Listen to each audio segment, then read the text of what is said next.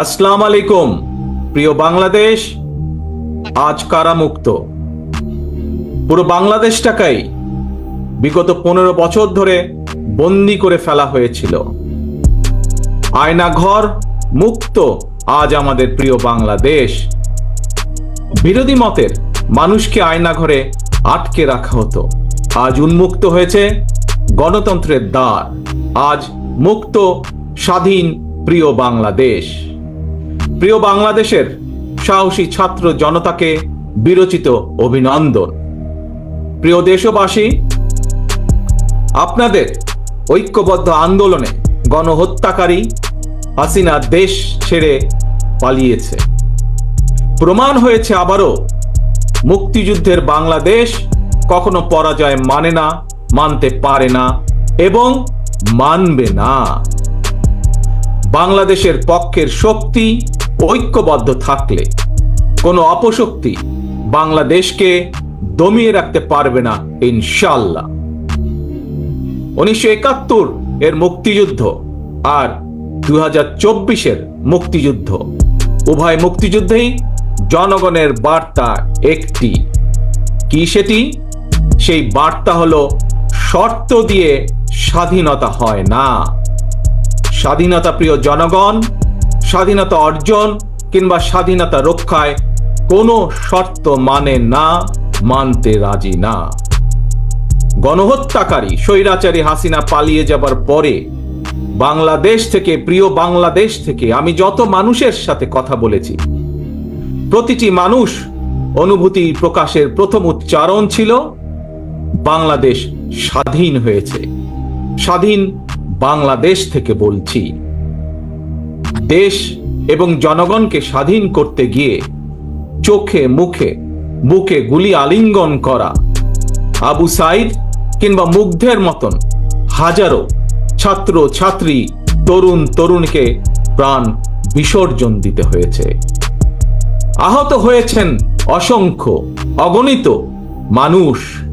এর ভিতরে ছাত্র ছাত্রী রয়েছেন, এর ভিতরে রয়েছেন সাধারণ মানুষ, গৃহিণী, এর ভিতরে রয়েছেন রাজনৈতিক নেতা কর্মী বৃন্দ। গণতন্ত্রের বিজয়ের ইতিহাসের এই মানুষগুলোর স্মরণীয় হয়ে থাকবেন। ছাত্র জনতার এই বিপ্লবে দেশের সকল শ্রেণী পেশার মানুষ সেদিন রাজপথে নেমে এসেছিলেন। গণতন্ত্রের পক্ষের রাজনৈতিক দলের নেতাকর্মীদের পাশাপাশি একজন মা যেমন তার সন্তানকে কোলে নিয়ে সেদিন রাজপথে সামিল হয়েছিলেন, একইভাবে শিক্ষক, সাংবাদিক, বুদ্ধিজীবী, সাংস্কৃতিক কর্মী, শ্রমিক সহ সকল শ্রেণী পেশার মানুষ সেদিন রাজপথে নেমে এসেছিলেন।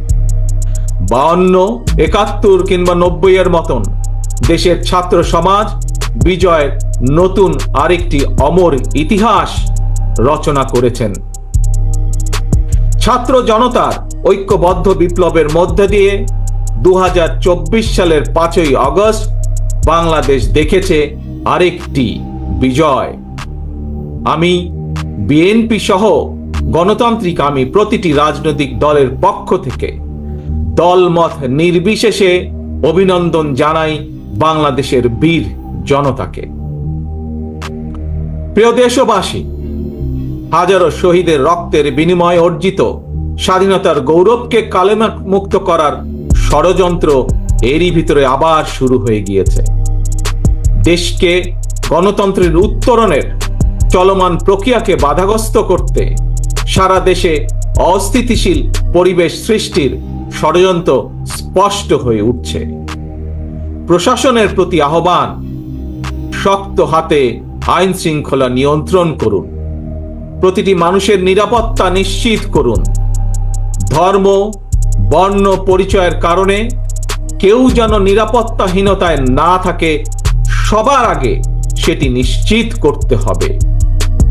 দেশের বর্তমান পরিস্থিতিতে বিএনপি সহ বাংলাদেশের গণতন্ত্রের পক্ষের দলগুলোর দৃষ্টি আকর্ষণ করে বলতে চাই, ষড়যন্ত্রকারীদের এই নৈরাজ্যের কাছে আমরা হার মানতে পারি না।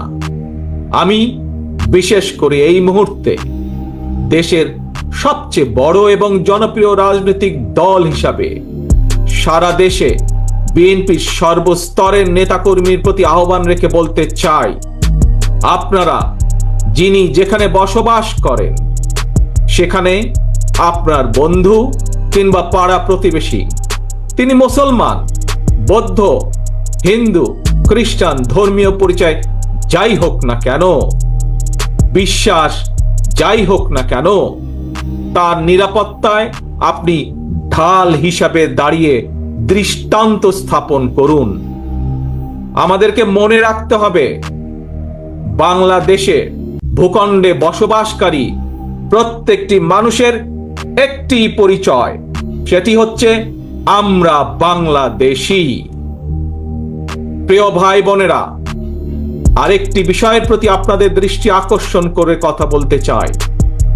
একটি সভ্য এবং গণতান্ত্রিক রাষ্ট্রে পুলিশ অপরিহার্য। পুলিশ জনগণের শত্রু নয়। গণহত্যাকারী হাসিনা বিনা ভোটে ক্ষমতায় থাকার জন্য আইন শৃঙ্খলা বাহিনীকে জনগণের শত্রু হিসাবে দাঁড় করিয়েছে।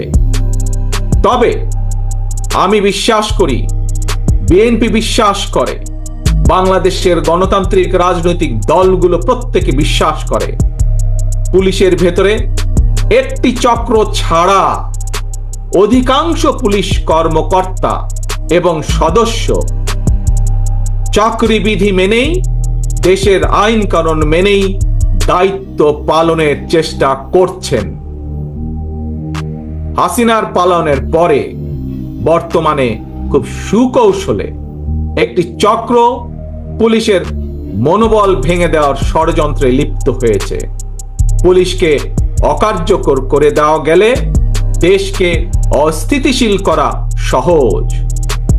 ধর্মীয় সংখ্যালঘু জনগোষ্ঠীর মনে নিরাপত্তাহীনতা সৃষ্টি করা সহজ। অস্থিতিশীলকারীদের আমি হুঁশিয়ার করে দিয়ে বলতে চাই, পুলিশ কিংবা ধর্মীয় সংখ্যালঘু জনগোষ্ঠী আজ থেকে, এই মুহূর্ত থেকে হামলা কিংবা নৈরাজ্য বন্ধ করুন। ছাত্র জনতার এই রক্ত ঝরা বিপ্লবের চূড়ান্ত লক্ষ্য একটি বৈষম্যহীন গণতান্ত্রিক বাংলাদেশ। তাই বিপ্লবের লক্ষ্য বাস্তবায়নে দ্রুততম সময়ের মধ্যে জাতীয় নির্বাচন অনুষ্ঠান করতে হবে। দ্রুততম সময়ের মধ্যে জনগণের ভোটে নির্বাচিত প্রতিনিধিদের কাছে ক্ষমতা হস্তান্তর করতে হবে। স্বৈরাচার হাসিনা পতনের রক্তরঞ্জিত বিপ্লবকে সার্থক এবং সফল করে আসুন নাগরিক হিসাবে আমরা আরো দায়িত্বশীল আচরণ করি। বিভেদ, বিরোধ, হিংসা, প্রতিহিংসা নয়। আসুন সবাই মিলে রাষ্ট্র এবং সমাজে মুক্তিযুদ্ধের মূল মন্ত্র সাম্য, মানবিক মর্যাদা, সামাজিক সুবিচার প্রতিষ্ঠা করার শপথ গ্রহণ করি। নতুন প্রজন্মের জন্য একটি দুর্নীতিমুক্ত এবং জবাবদিহিমূলক একটি নিরাপদ গণতান্ত্রিক বাংলাদেশ আমরা গড়ে তোলার সর্বোচ্চ চেষ্টা করি। সর্বশেষে আমি আমার দলের নেতা কর্মী, সমর্থক, শুভাকাঙ্ক্ষীদের উদ্দেশ্যে বলতে চাই, আমরা সকলে ঐক্যবদ্ধ থাকলে তারুণ্যের জন্য, যে তারুণ্যর নেতৃত্বে আজ বাংলাদেশের এই বিপ্লব সফল হয়েছে, আমরা সকলে ঐক্যবদ্ধ থাকলে আগামী দিনের বাংলাদেশের জন্য, তারুণ্যের জন্য একটি নিরাপদ ভবিষ্যৎ আমরা গড়তে পারবো ইনশাআল্লাহ।